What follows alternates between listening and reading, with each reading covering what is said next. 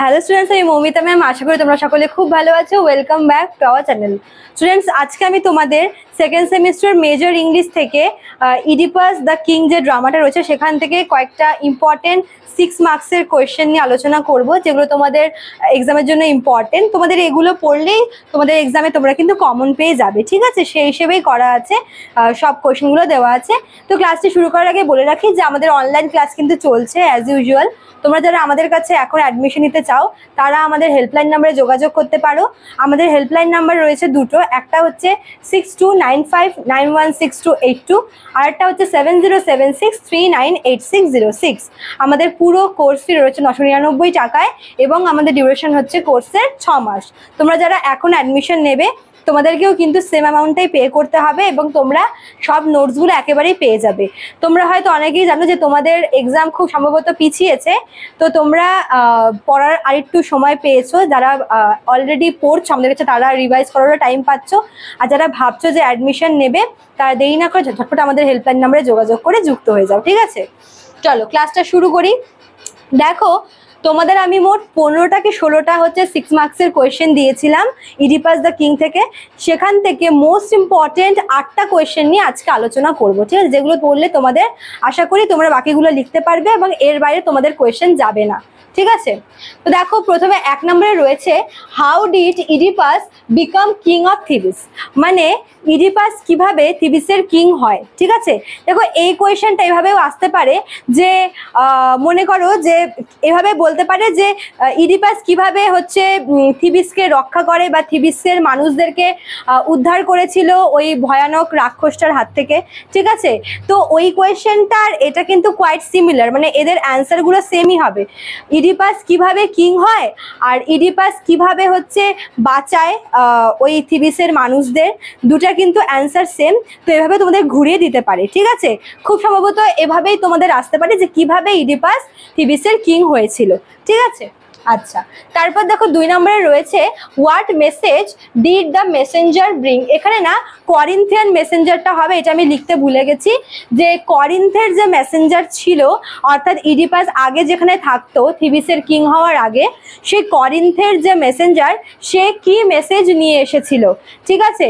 এবং এই সঙ্গে মানে তোমাদের আমি একটা কোয়েশ্চেনের মধ্যে অ্যান্সার দিয়ে দিয়েছি, তোমাদের এভাবেও দিতে পারে, মানে এর সঙ্গে যে এই মেসেজ শোনার পর আর কি ইডিপাসের রিয়াকশন কি হয়েছিল, ঠিক আছে? তো দুটা কোয়েশ্চেন একবারে তোমাদের অ্যান্সার আমি মার্চ করেই দিয়েছি। যারা আর কি নোটস পেয়েছো তারা জানো। আর হয় তোমাদের এই একটাই আসতে পারে, না হয় তোমাদের দুটো মার্চ করে আসতে পারে, যে মানে দুটো আলাদা করে আসতে পারে যে কোন মেসেজটা হচ্ছে করিন্থিয়ান মেসেঞ্জার এনেছিল ইডিপাসের কাছে, আর এটা শুনে ইডিপাসের রিয়াকশন কেমন হয়েছিল, ঠিক আছে? তারপর দেখো 3 নাম্বার কি বলেছে, why did Oedipus blind himself. খুব ইম্পর্টেন্ট এটা, যে ইডিপাস কেন নিজেকে ব্লাইন্ড করে দিয়েছিল, ঠিক আছে?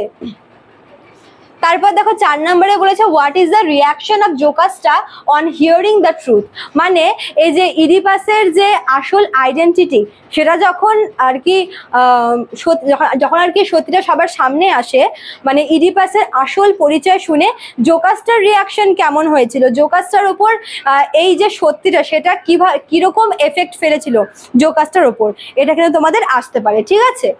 তারপর দেখো 5 নম্বরে বলেছে how does Creon defend himself against ইডিপাসের চার্জেস, মানে যখন যে কিং লিয়াসের মৃত্যুর পেছনে ক্রেয়নের হাত আছে, এই অভিযোগে যখন অ্যালিগেশন আনা হচ্ছিল ক্রেয়নের বিরুদ্ধে, যেটা ইডিপাস এনেছিল, তো যখন এরকম অ্যালিগেশন মানে আসে ক্রেয়নের কাছে, তখন ক্রেয়নের রিয়াকশন কি হয়েছিল, সে কিভাবে তার এই অভিযোগটাকে, মানে তার বিরুদ্ধে আসা এই অভিযোগটাকে সে কিভাবে ফেস করেছিল, সে নিজেকে কিভাবে ডিফেন্ড করেছিল, এটা তোমাদের আসবে, ঠিক আছে? তারপর দেখো 6 নম্বরে কি বলেছে, why did crayon go to the oracle. Crayon কেন ডেলফি অরিকলের কাছে গেছিল? দেখো, এই কোশ্চেন তোমাদের এভাবেও আসতে পারে যে মানে থিবিসের মানুষরা মানে যেই প্লেগ রোগটা যে ছড়িয়ে গেছিল পুরো থিবিসে, সেই মানে রোগটা কি, বা থিবিসের মানুষরা কি ফেস করছিল, ঠিক আছে? অর্থাৎ তোমাদের এভাবেও আসতে পারে যে থিবিসের ওই আর কি প্রিস্টরা কেন ইডিপাসের কাছে এসেছিল, এসেছিল, কি আর্জি নিয়ে এসেছিল। তো সব এই কোয়েশ্চেনগুলোর কিন্তু অ্যান্সার সেমই, ঠিক আছে। ইডিপাসের মানুষরা কি ফেস করছিল বা কোন রোগ থেকে ভুগছিল, প্রিস্টরা কেন হচ্ছে ইডিপাসের কাছে সাহায্য প্রার্থনা করতে এসেছিল, এবং ক্রেয়ন কেন অরিকলের কাছে গেছিল। তিনটা কোয়েশ্চেনের কিন্তু একই অ্যান্সার হবে, ঘুরিয়ে ফিরে দিতে পারে।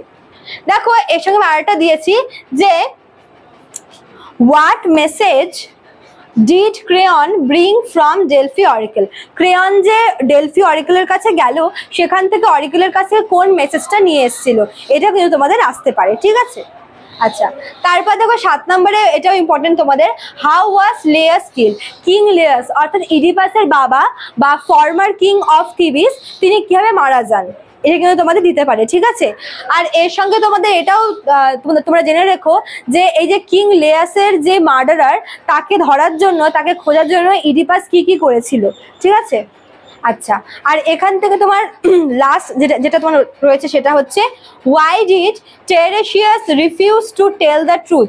টেরেশিয়াস যে ওই ব্লাইন্ড প্রফিট ছিল থিবিসের, সে কেন যে মানে তোমার ভূত ভবিষ্যৎ সব দেখতে পায়, তো সে হচ্ছে কিরকম মানে সে কেন আর কি ইডিপাসকে সত্যিটা বলতে চায়নি, ঠিক আছে। সত্যিটা সে কেন ইডিপাসের কাছে লুকিয়ে গিয়েছিল।